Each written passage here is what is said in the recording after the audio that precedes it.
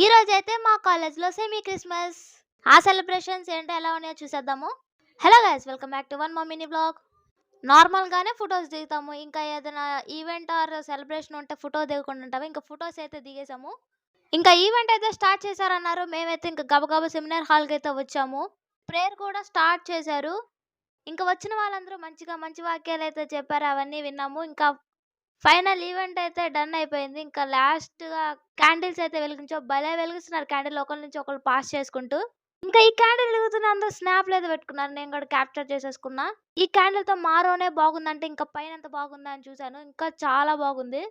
ఇంకా semi Christmas అంటే యేసుప్రభు పాక చాలా ఇంపార్టెంట్ కదా! పాకను కూడా చాలా బాగా రెడీ చేశారు. ఆయన చుట్టూ జనాల్ని కూడా భలే పెట్టారు. నిజంగా వాళ్ళున్నట్టే అంత బాగా అనిపించింది. ఎందుకంటే కొంతమందికి ఆళ్ళ గురించి తెలీదు కదా! అవి చూస్తే నిజంగా ఇలా ఉండిద్దా అన్నమాట తెలిసింది. డెకరేషన్ కూడా చాలా బాగా చేశారు. గిఫ్ట్స్, లైట్స్ గాని, గంటలు గాని ఇవన్నీ. అండ్ స్టార్ కూడా పెట్టారు. ఇంకా సూపర్‌గా ఉంది క్రిస్మస్ ట్రీ కూడా. నాకొక డౌటు, క్యాండిల్ ఎందుకు వెలిగిస్తారో చెప్పండి మీకేమైనా తెలిస్తే?